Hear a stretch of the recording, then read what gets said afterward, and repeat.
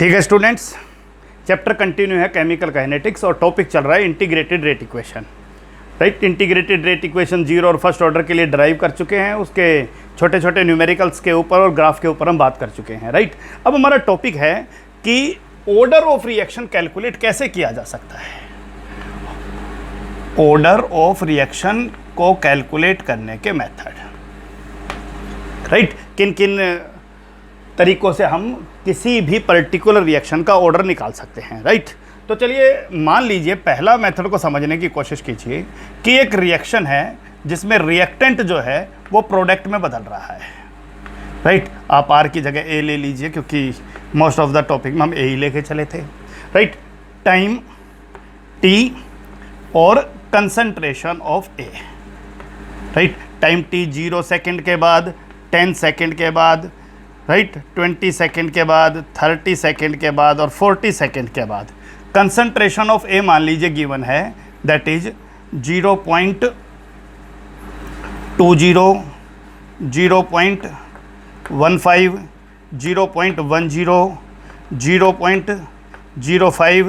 0.01 कुछ भी data given है आपके लिए, और आपको इस डाटा के हेल्प से ये चेक करना है कि ये रिएक्शन कौन से ऑर्डर की है। Right, heat and trial method का आपको यूज करना है, और आप लोगों को पता है हीट एंड ट्रायल मेथड में हम लोग क्या करते हैं, वैल्यू पुट करके देखते हैं बार बार।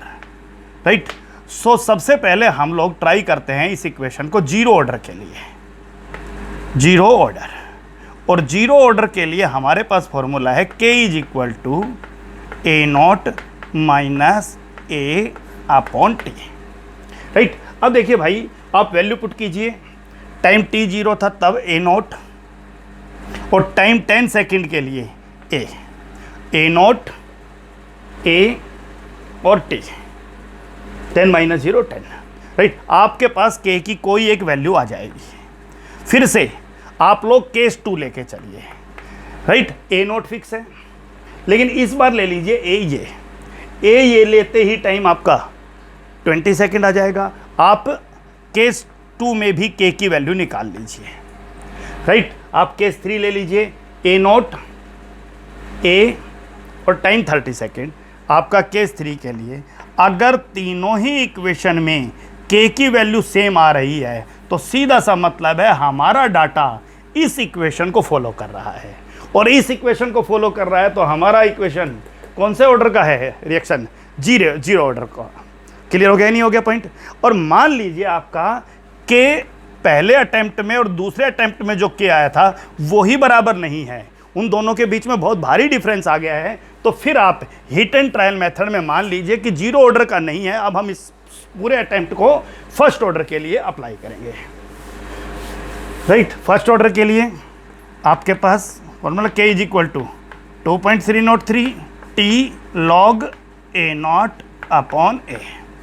राइट, पहला attempt time 10 second, A naught A, आप के निकालिए केस 1 के लिए। राइट, और लिख लो जब टाइम कितना हो जाए 10 सेकेंड के लिए। राइट, टाइम मान लीजिए सेकेंड में है। राइट, 1 k1 आपने या के निकाल लिया, फिर दोबारा से टाइम 20 सेकेंड के लिए आप के निकालिए। तो पहले जब 10 सेकेंड के लिए के निकालोगे तो क्या होगा, ए नॉट ए टी। जब 20 सेकेंड के लिए के निकालोगे तो क्या होगा, ए नॉट ए और टी। आप टी 30 सेकेंड के लिए निकालोगे तो ए नॉट ए और टी।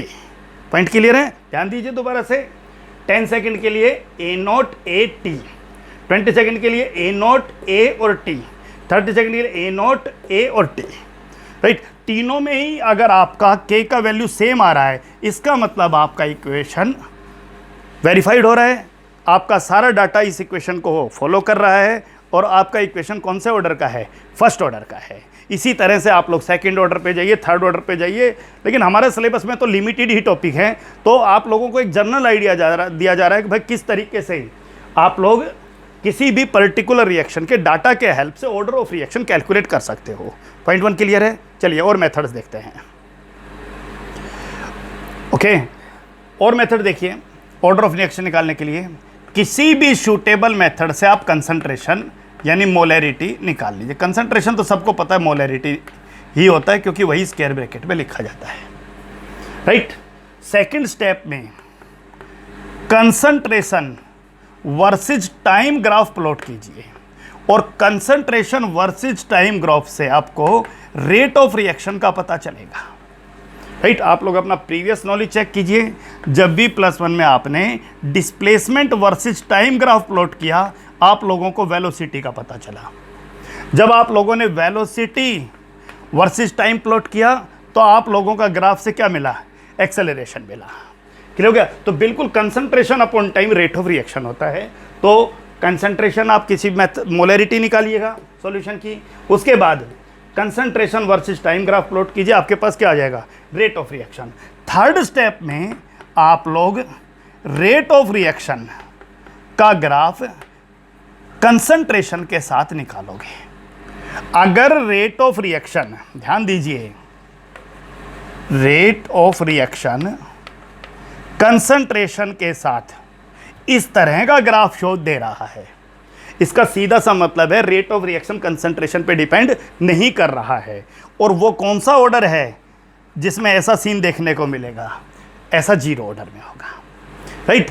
क्लियर हो गया? हो सकता है आपका रेट ऑफ रिएक्शन और कंसंट्रेशन का ग्राफ यूं बन जाए। इसका मतलब है rate of reaction directly proportional है किसके? कंसंट्रेशन के, और concentration rate low power, right. इसका मतलब आपका कौन सा इक्वेशन है? फर्स्ट ऑर्डर का रिएक्शन है ये। और अगर मान लीजिए इस तरह का ग्राफ नहीं बन रहा है, दोनों तरह के ग्राफ को छोड़ के, तो अगले स्टेप में हम क्या करेंगे भाई?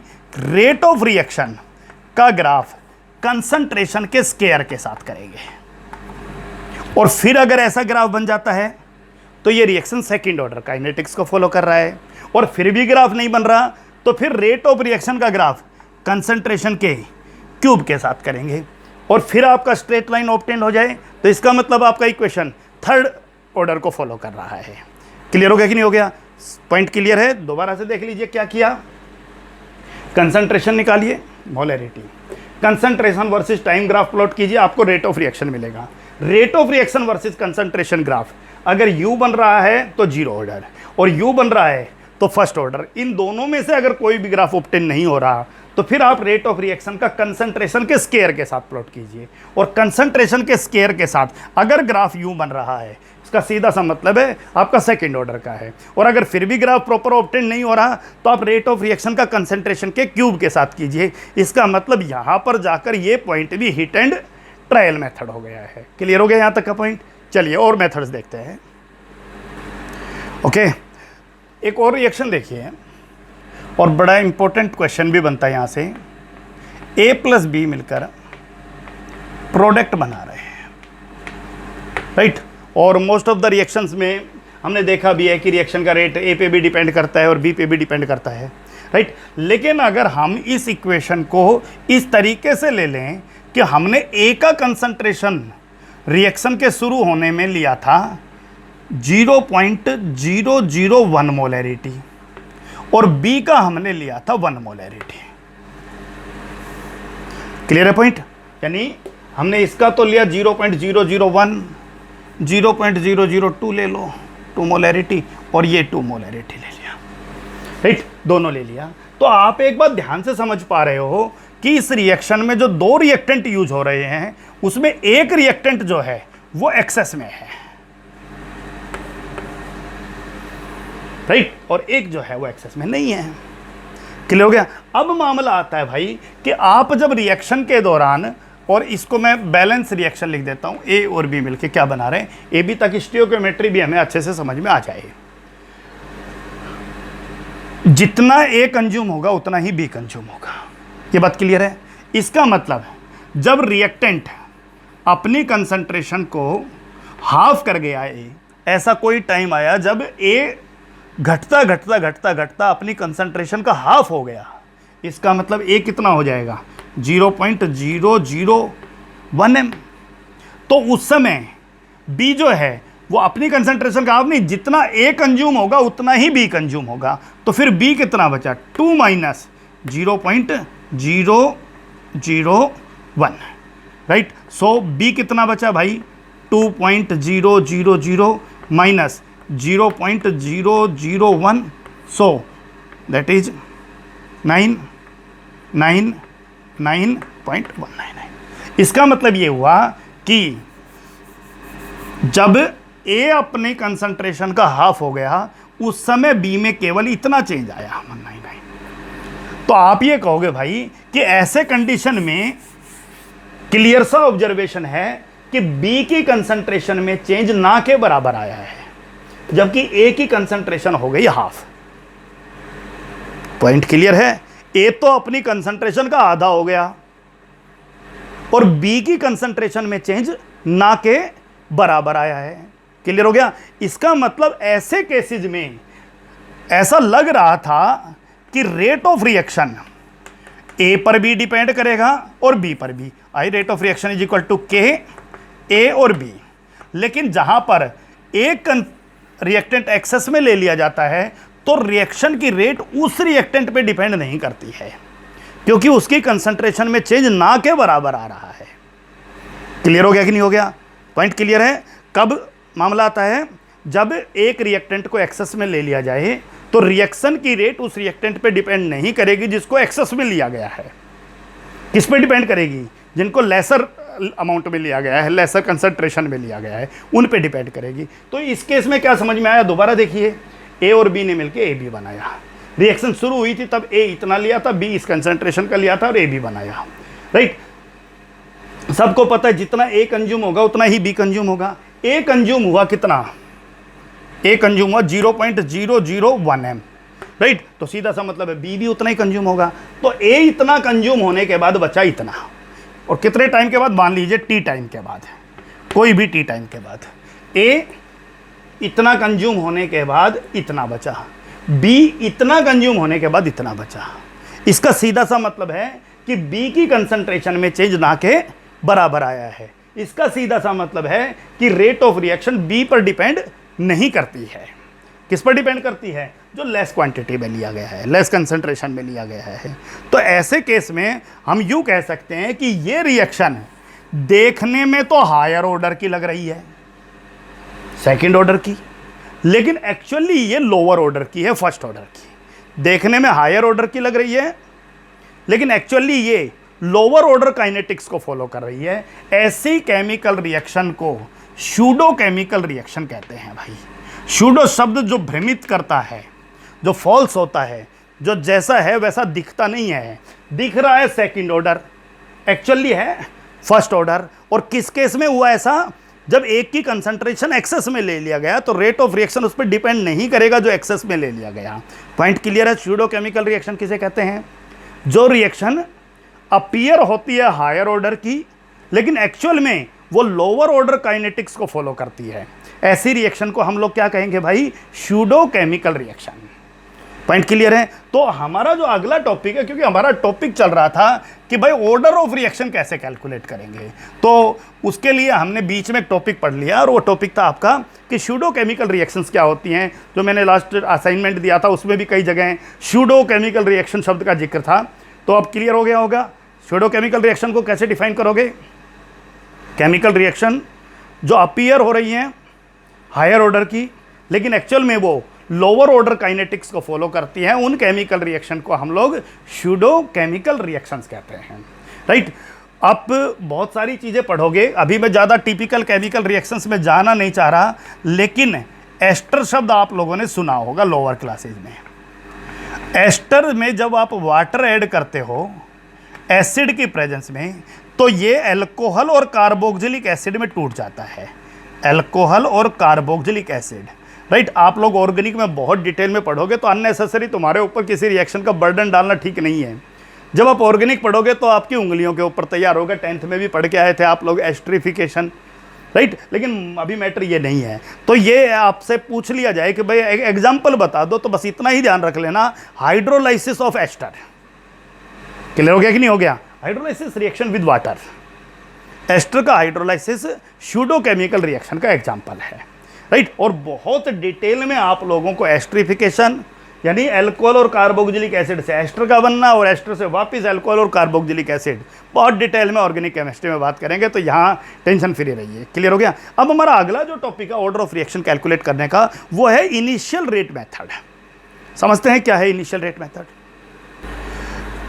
तो इनिशियल रेट मेथड थोड़ा बाद में पढ़ेंगे, पहले अभी जो शूडो पढ़ा उसका हेल्प से समझिए। मान लीजिए एक रिएक्शन है ए और बी और मिलके प्रोडक्ट बना रहे हैं, राइट, और हम लोगों को ऑर्डर निकालना है।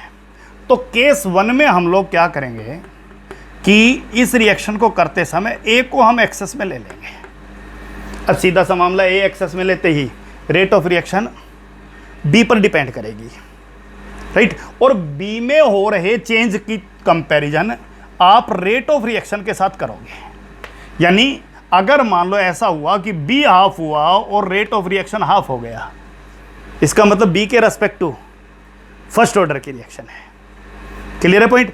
ऐसा हो गया बी 1/3 हुआ, रेट ऑफ रिएक्शन 1/3 हो गया, इसका मतलब बी के रेस्पेक्ट टू फर्स्ट ऑर्डर का रिएक्शन है, बी के रेस्पेक्ट टू ऑर्डर पता चल गया।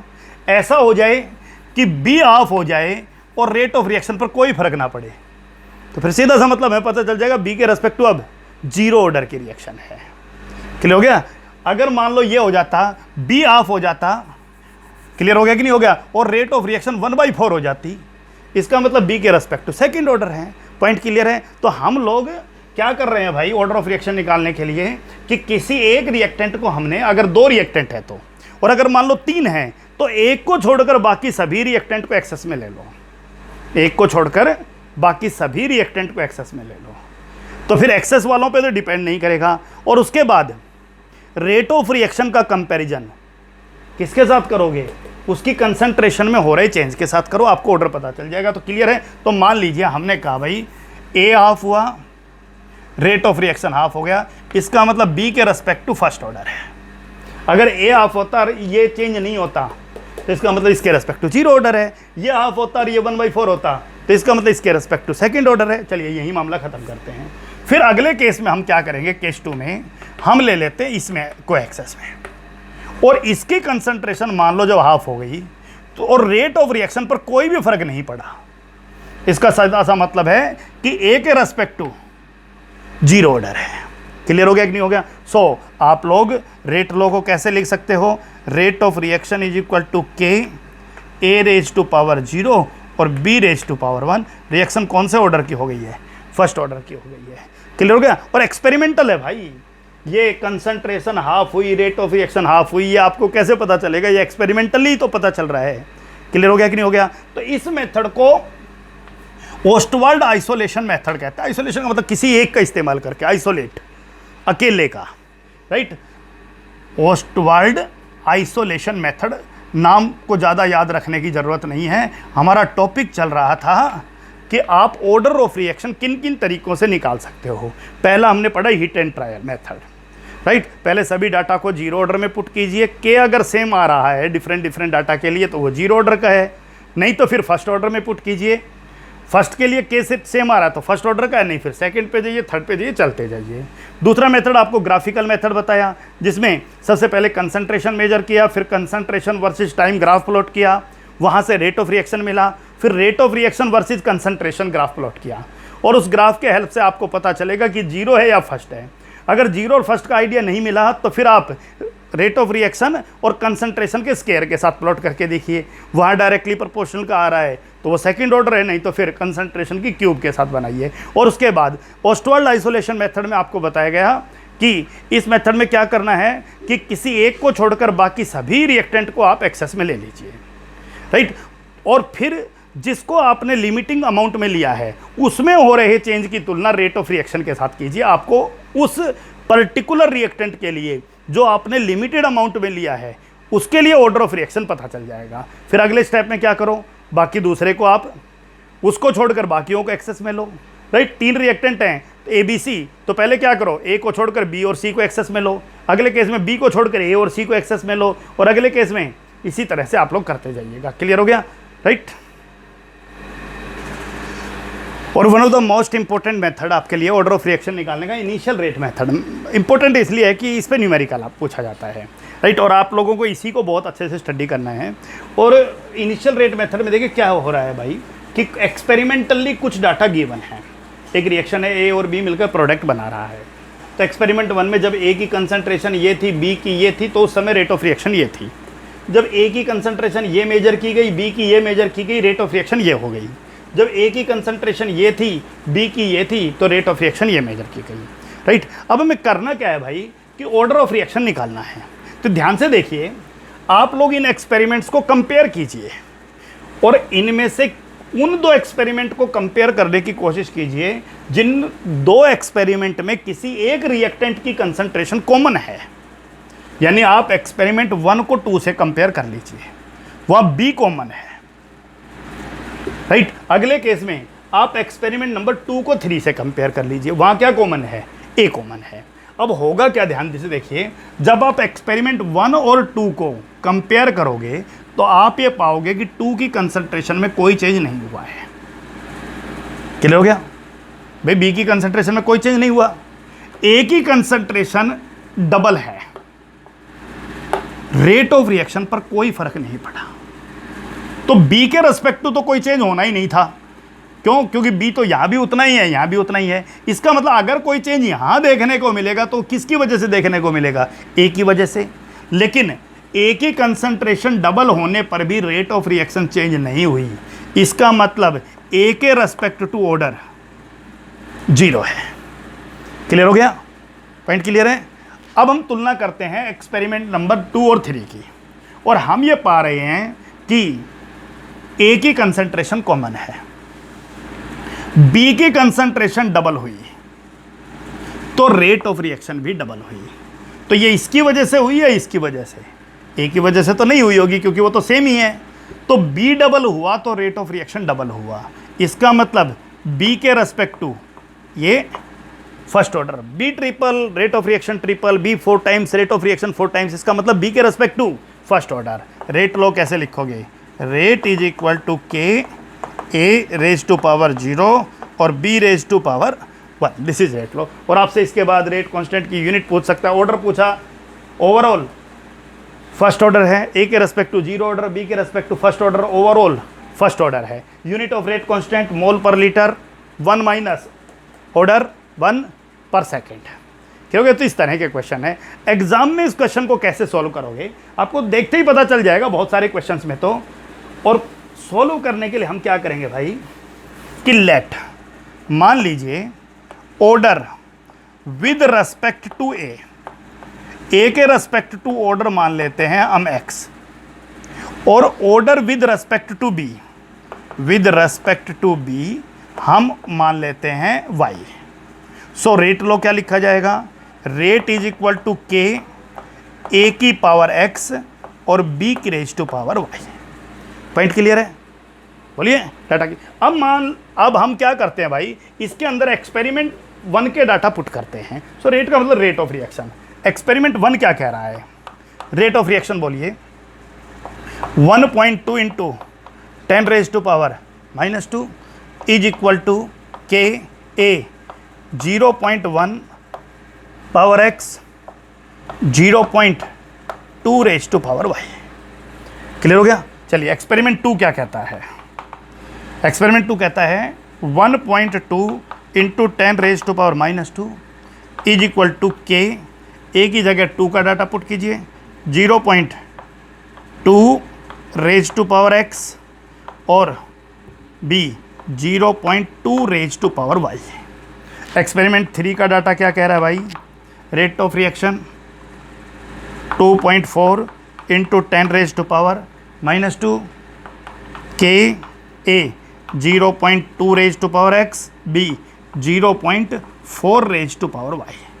और फिर हम क्या करेंगे, इस डाटा के हेल्प से किसी एक पर्टिकुलर इक्वेशन को दूसरे से डिवाइड करेंगे। और डिवीजन करते समय हमारा कोशिश ये रहना चाहिए कि कोई एक चीज़ कॉमन हो जो कैंसिल हो जाए। तो मैं 1 को 2 से या 2 को 1 से डिवाइड कर सकता हूँ, आसान रहेगा मेरे लिए, क्योंकि ये y तो कैंसिल ही हो जाएगा, के भी कैंसिल हो जाएगा। और मैं 3 को 2 से या 2 को 3 से डिवाइड कर सकता हूँ। पॉइंट क्लियर है या नहीं है? तो चलिए अभी थोड़ा इसको रब करते हैं, क्योंकि डाटा का इस्तेमाल हमने कर लिया है। और हम क्या करते हैं भाई कि 1 को 2 से या 2 को 1 से करने के लिए हमारा कोशिश ये रहना चाहिए कि लार्जर को स्मॉलर से डिवाइड करो। तो ये तो सेम ही है, ये भी सेम है, ये बड़ा है, तो उससे क्या होगा, कैलकुलेशन थोड़ा आसान रहेगा, उससे कोई फर्क नहीं पड़ रहा। आप 1 को 2 से करिए, आप 1 को 2 से करिए, मैं 2 को 1 से कर रहा हूँ। 2 divide by 1, so 1.2 into 10 raise to power minus 2 upon 1.2 into 10 raise to power minus 2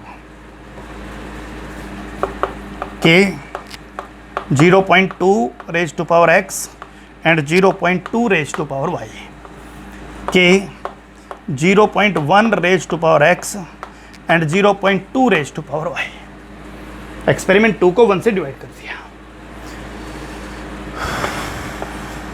that is 1। k cancel k, this cancel this. 0.2 की पावर x है, 0.1 की पावर x है।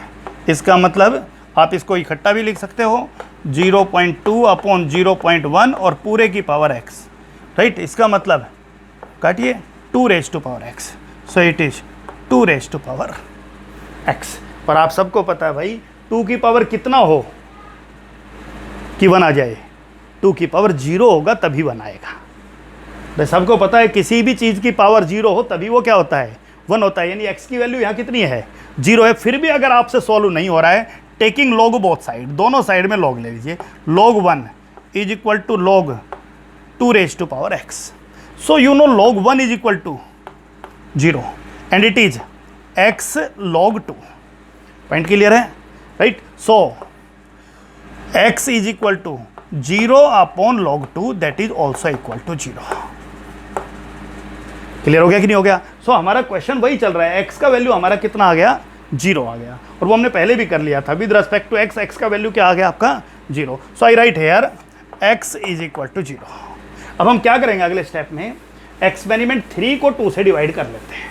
यही बात हुई थी, 3 को 2 से डिवाइड इसलिए करें कॉमन है, जरूरी नहीं है भाई हर बार कॉमन हो। अभी हम ऐसे क्वेश्चन भी करेंगे जहाँ कॉमन नहीं हो, राइट, तो कोई बात नहीं, वो भी सॉल्व होंगे, लेकिन अभी थोड़ा आइडिया मिल गया आपका। क्लियर हो गया। अब हम क्या कर रहे हैं, 3 को 2 से डिवाइड कर रहे हैं। So 3 data divide by 2, point clear है। 3 2.4 into 10 raise to power minus 2, 1.2 into 10 raise to power minus 2 is equal to k 0.2 raise to power x, 0.4 raise to power y, k 0.2 raise to power x and 0.2 raise to power y। So it will give you 2। k से k cancel, इससे ये cancel, ये आपका 2 raise to power y। सबको पता y की value क्या होगी, 1 होगी, और नहीं है तो फिर आप क्या करो, log लो, log 2 is equal to log 2 raise to power y, y आगे आ जाएगा, y log 2 से log 2 cancel, so y is equal to 1। सो हमारा इक्वेशन क्या बन गया भाई, x 0 और y क्या हो गया, 1। तो a के रेस्पेक्ट टू 0 ऑर्डर, b के respect to first order, overall rate of reaction is equal to k a raise to power 0 और b raise to power 1, overall order 1 हो गया है। Hopefully the point is clear, right. और छोटे छोटे numericals करते हैं। Okay, open your book NCERT open कीजिए भाई, और एक्सरसाइज पे पहुंच जाइए, राइट। 1 मिनट के लिए होल्ड कर लीजिए और बुक ओपन करके एक्सरसाइज पे पहुंचिए, और एक्सरसाइज चैप्टर एंड में जो मौजूद है, और 4.11 क्वेश्चन आपके सामने है, राइट। और गिवन है 2a + b c और d बना रहा है। एक्सपेरिमेंट 1 में a का कंसंट्रेशन, b का कंसंट्रेशन, रेट ऑफ रिएक्शन। 2 में a का कंसंट्रेशन, b का कंसंट्रेशन, रेट ऑफ रिएक्शन। 3 में a का कंसंट्रेशन, b का और रेट ऑफ रिएक्शन, और 4 में a का, b का और रेट ऑफ रिएक्शन। और आप लोगों को इस इक्वेशन में ऑर्डर ऑफ रिएक्शन कैलकुलेट करना है। लिखा है determine the rate law and also calculate the rate constant, के भी निकालना है। चलिए रेट लॉ लिखते हैं, फिर रेट कांस्टेंट भी निकाल लेंगे, कोई दिक्कत नहीं है। क्वेश्चन क्लियर है आपके लिए, और बहुत इंपॉर्टेंट क्वेश्चन है। एग्जाम में फ्रीक्वेंटली 2 ही तरह के क्वेश्चन पूछे जाते हैं इस इंटीग्रेटेड रेट से, एक जो कल कराए थे न्यूमेरिकल, और एक जो आज कराए जा रहे हैं, राइट। तो फ्री रहिए, टेंशन फ्री, और करिए इनको क्वेश्चन को। तो सबसे पहले let order with respect to a is equal to x and with respect to b it is y। So rate law के अनुसार rate of reaction is equal to k a raise to power x and b raise to power y, a raise to power x and b raise to power y। Point clear है। अब मामला आ गया किसके ऊपर भाई, experiment 1 क्या कहता है बताइए, rate of reaction 6.0 into 10 raise to power -3 is equal to के, ए 0.1 की पावर x और b 0.1 की पावर y। एक्सपेरिमेंट 2 क्या कहता है, that is 7.2 into 10 raise to power -2 is equal to k और 0.3 raise to power x and 0.2 raise to power y। Experiment 3 क्या कह रहा है, राइट ये कह रहा है 2.88 into 10 raise to power -1 is equal to k, 0.3 raise to power x and 0.4 raise to power y। और एक्सपेरिमेंट नंबर 4 क्या कह रहा है भाई, 4 कह रहा है आपका 2.40 into 10 raise to power -2 k, 0.4 raise to power x and 0.1 raise to power y। हमारे लिए बहुत आसान रहेगा अगर हम एक्सपेरिमेंट 1 को और 4 को कंपेयर कर लें, क्योंकि इसमें ये कॉमन है, कैंसिल हो जाएगा। और यानी 1 को 4 से कर दें या 4 को 1 से कर दें, क्लियर है। और हमारे लिए बहुत आसान रहेगा जब 2 को 3 से कर लें, 2 क्वेश्चन में डिवाइड हो गया। So experiment number 4 divide by 1, 4 के data 2.40 into 10 raise to power -2 upon 6.0 into 10 raise to power -3, clear है, ओके। इज इक्वल टू, तो 4 का डाटा क्या कह रहा है, के 0.4 पावर x 0.1 की पावर y, क्लियर है भाई। के 0.4 की पावर x एंड 0.1 की पावर y, 4, राइट। और 1 का डाटा क्या कह रहा है, k 0.1 raise to power x and 0.1 raise to power y। क्या किया, 4 का डाटा लिखा और किसका डाटा लिखा, 1 का डाटा, डिवाइड कीजिए, इसको थोड़ा सा पावर को ख़त्म कीजिए।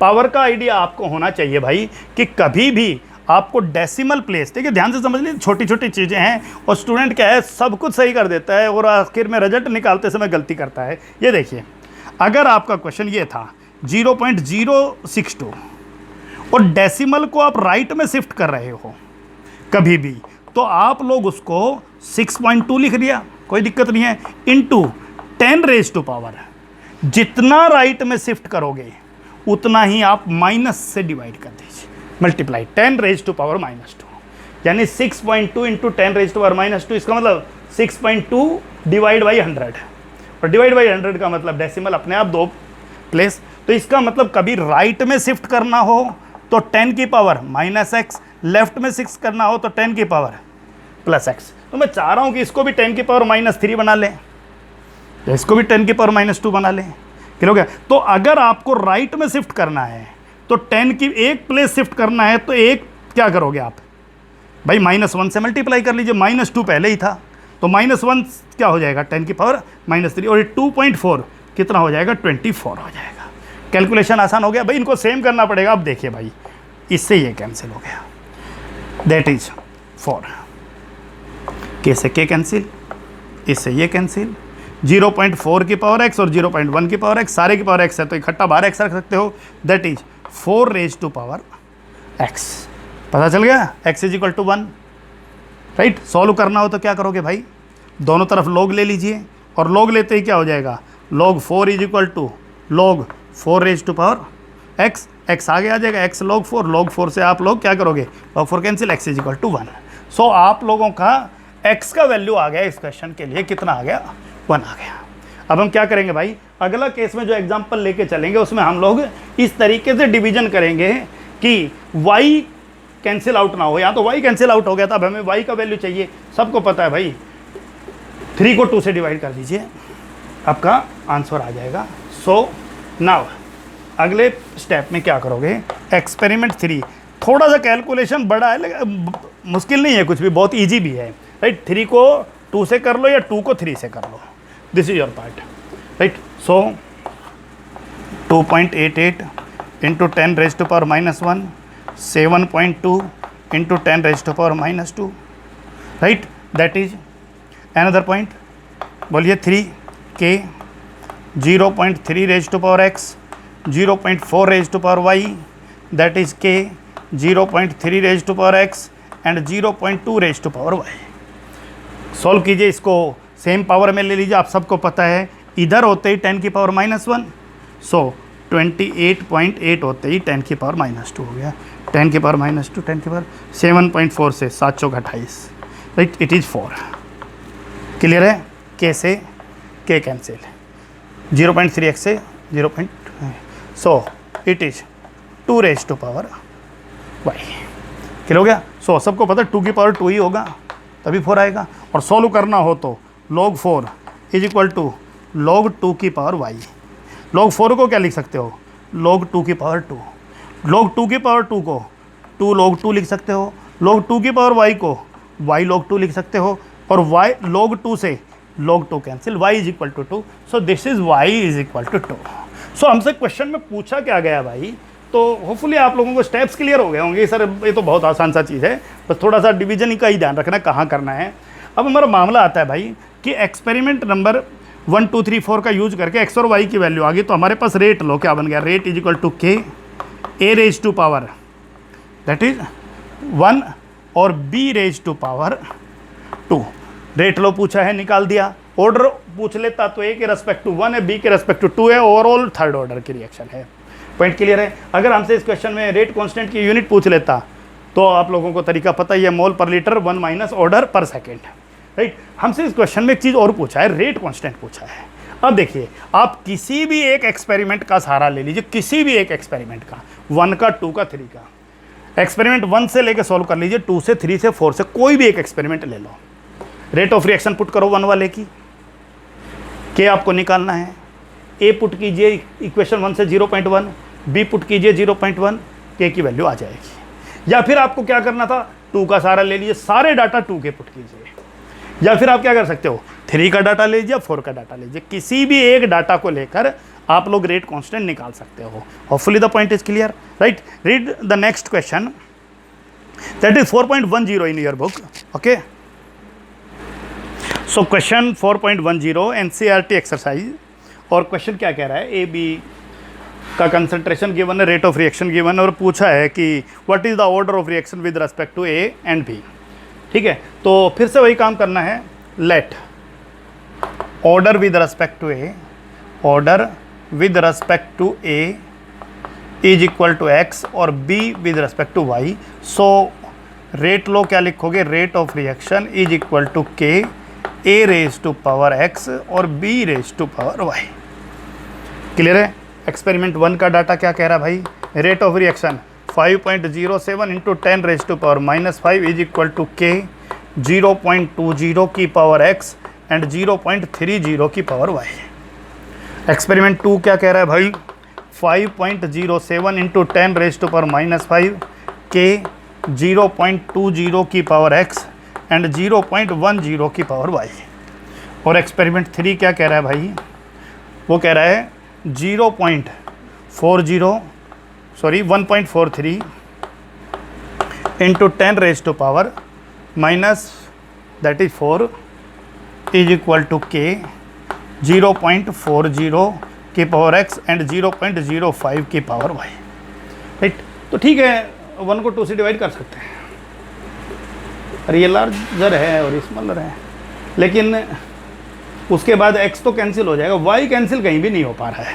तो चलिए बाद में देखते हैं, पहले 2 डिवाइड बाई 1 या 1 divide by 2, 1 divide by 2, so that is 5.07 into 10 raise to power -5 upon 5.07 into 10 raise to power -5, right, is equal to k 1 को 2 से कर रहे हैं तो 0.20 की पावर x, 0.30 की power y, and in this point k is equal to 0.20 की power x and 0.10 की पावर y। कैंसिल, कैसे के कैंसिल, इससे ये कैंसिल, ये 3 raise to power 1, so that is 1 is equal to 3 raise to power y। सबको पता है y की वैल्यू 0 होगी, तभी 3 की पावर 0 1 होता है। और मैं तरीका आपको बता भी दिया, सॉल्व कीजिए। log 1 is equal to log 3 raise to power y, so it is y log 3, log 1 0 होता है। सो आप लोगों के पास किसका वैल्यू आ गया, y का वैल्यू आ गया अब। और y का वैल्यू हमारे पास कितना आ गया, दैट इज 0, राइट। किसी भी एक इक्वेशन के अंदर फिर से अब आप इन दो को डिवाइड कर लीजिए। अब क्योंकि सबको पता है अब कैंसिल आउट का मामला तो होना नहीं है, लेकिन क्योंकि अगर हमारे पास k होता ना, मान लीजिए k गिवन होता, तो फिर हम किसी भी इक्वेशन में y की वैल्यू पुट कर देते। भाई k गिवन होता, y की वैल्यू पुट कर दी, तो फिर मामला x पर हो गया। लेकिन अभी k गिवन नहीं है, तो k को हटाने के लिए हम किन्हीं भी दो इक्वेशन को एक दूसरे से डिवाइड करेंगे, राइट। 1 और 2 को छोड़कर, ना 1 2 को नहीं करेंगे, 2 1 को नहीं करेंगे, उसको कर चुके हैं। तो या तो 1 3 कर लो या 2 3 कर लो, वो जो भी आपकी इच्छा हो। कैलकुलेशंस सभी पॉइंट्स में चलेंगे। तो y की वैल्यू अब आपके पास 0 आ गई है। पॉइंट क्लियर है, y is equal to 0। Okay, so divide by 3 divide by 2, 5 point और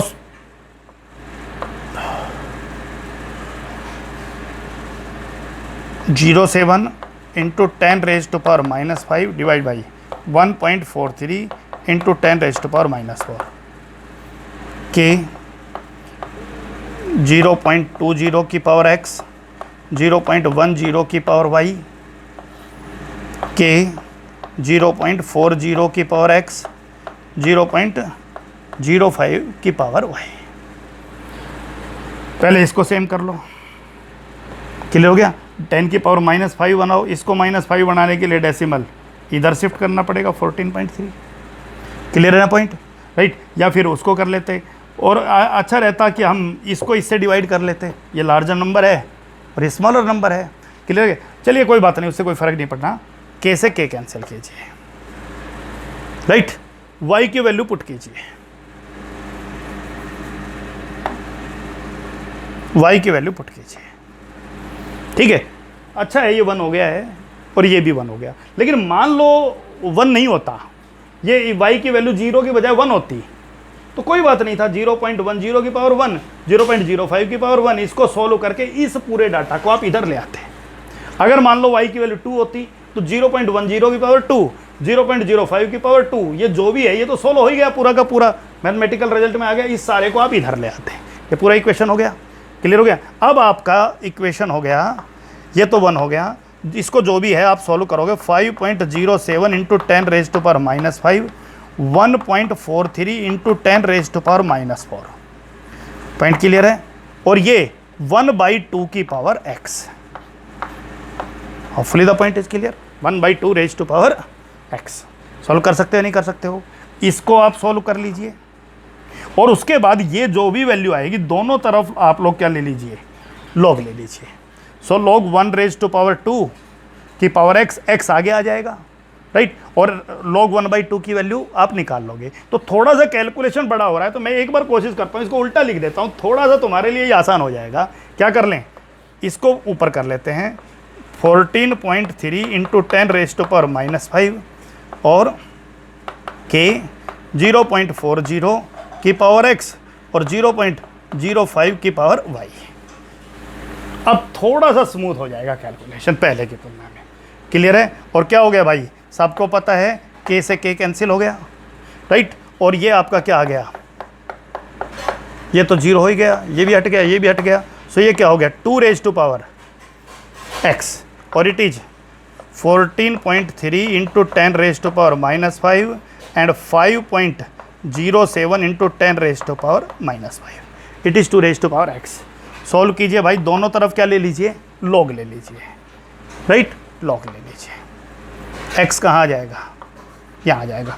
इस पूरे का लॉग देख सकते हो, log 2 का लॉग दे, बोलो यहाँ क्या आ गया, x आ गया, log 2 की पावर x था, x log 2 की वैल्यू, इस पूरे का लॉग देख सकते हो, log 2 की वैल्यू यहाँ आते आपके पास किसकी वैल्यू आ जाएगी, x की वैल्यू आ जाएगी। पॉइंट क्लियर है या नहीं है, दोबारा से देख लीजिए, बहुत आसान सा मामला यहाँ आके रुका। क्या हुआ, इसको इससे डिवाइड किया, 14.3 into 10 raise to power -5, 5.07 into 10 raise to power -5 is equal to 0 put करते ही ये तो 1 हो गया और ये भी 1 हो गया, राइट। और k से k कैंसिल हो गया और ये आ गया 2 रेज टू पावर x। दोनों तरफ क्या ले लिया सॉल्व करने के लिए, लॉग ले लिया। log 2 raise to power x, x log 2। log 2 की वैल्यू आपको पता ही है कितना है, 0.3010, और इसकी वैल्यू निकालना है तो log इसकी वैल्यू माइनस log इसकी value, log x upon y, log x minus log y। आप इस क्वेश्चन को भी सॉल्व कर सकते हो। क्लियर है? 4.12 क्वेश्चन और पढ़िए। क्वेश्चन 4.12 क्या कह रहा है? The reaction between A and B is first order with respect to A के रेस्पेक्ट टू फर्स्ट ऑर्डर है, तो रेट लिख लेते हैं। Rate of reaction is equal to के, ए के रेस्पेक्ट टू फर्स्ट ऑर्डर है, right, and zero order with respect to B, और बी के रेस्पेक्ट टू जीरो ऑर्डर है। Fill in the blanks in the following table, एक table है उसमें fill in the blanks put करना है। Okay, आप सबको पता है एक्सपेरिमेंट नंबर 1 के सभी डाटा पुट करते ही के की वैल्यू आ जाएगी। पहली चीज क्लियर है या नहीं है? क्या आ गया? राइट, एक्सपेरिमेंट नंबर 2 के सभी डाटा पुट करते ही, राइट, क्या करोगे? Rate of reaction 4.0 into 10 raise to power -2 के ए निकालना है। अरे क्लियर हो गया? So A raise to power x और b 0.2 raise to power 0। Clear है? सो पॉइंट क्लियर है या नहीं है? चेक कीजिए दोबारा से। रेट ऑफ रिएक्शन क्या किया? पुट किया, के की जगह के पुट किया, ए की पावर आपके पास क्या है? 1 है। क्लियर हो गया? और ए आपको निकालना है, ए की कंसंट्रेशन, और बी की पावर, ए की पावर 1, ए की पावर 1, बी की जगह आपको आपने वैल्यू पुट कर दी, यानी एक्सपेरिमेंट 2 की सभी वैल्यूज आपने यहाँ पुट कर दी। अभी के आपने निकाला था, इसका मतलब ये भी आपके पास है, ये भी 2 की पावर 0 कितना हो गया? 1 हो गया। 1 नीचे आ जाएगा, लाओ चे मत लाओ, और के की वैल्यू भी यहाँ ले आओ, आपके पास ए की कंसंट्रेशन आ जाएगी या नहीं आ जाएगी? क्लियर है? चलिए एक्सपेरिमेंट नंबर 3, फिर से रेट ऑफ रिएक्शन निकालना है। इस बार के की वैल्यू आपको पता है, ए की कंसंट्रेशन 0.4 की पावर 1, बी की कंसंट्रेशन 0.4 की पावर 0 कर लीजिएगा। इस क्वेश्चन में ये डाटा निकालना है तो कोई दिक्कत नहीं है, ये और ये तो सेम ही है। So hopefully the points are clear. Initial rate method अच्छे से कर लीजिए। इसी के साथ हमारा integrated rate equation topic complete हो गया। उसके बाद अब इस चैप्टर के अंदर 2 टॉपिक बचे हैं। पहला टॉपिक है कोलिजन थ्योरी, जिसके साथ साथ आप लोग तुरंत बाद effect of temperature on rate of reaction पर बात करोगे कि टेम्परेचर के साथ किस तरह से रेट ऑफ रिएक्शन चेंज होता है। थोड़ा कैटलिस्ट के इफेक्ट के बारे में भी पढ़ेंगे। 3-4 क्लासेस के साथ ख़त्म कर देंगे इसको। ध्यान से पढ़िए, बहुत आसान चैप्टर था। पहला चैप्टर इस चैप्टर को 3 पोर्शन में डिवाइड कर लीजिए तैयारी के लिए। Portion number 1 till molecularity, portion number 2 integrated rate, zero और फर्स्ट ऑर्डर, राइट, और topic number 3 that is collision theory and effect of temperature, जिसमें आप लोग कुछ और चीज़ें भी पढ़ोगे, राइट, तो वो सब चीज़ें वहाँ बात कर लेंगे। तो 3 पार्ट में पहला पार्ट आपका क्लियर था, टेस्ट भी दे चुके हो। दूसरे पार्ट को आप तैयार कर लीजिए मंडे के टेस्ट के लिए। तो मंडे के टेस्ट के अंदर आप लोगों का टॉपिक पूरा इस चैप्टर को कवर करना है, राइट। और मान लीजिए आपका टेस्ट 30 मार्क्स का है, तो 10 मार्क्स का टिल मोलिकुलरिटी और 20 मार्क्स का integrated rate equation till initial rate method. तो अच्छे से मेहनत कीजिए, उसके बाद नेक्स्ट पार्ट में बात कर लेते हैं। That's all for today.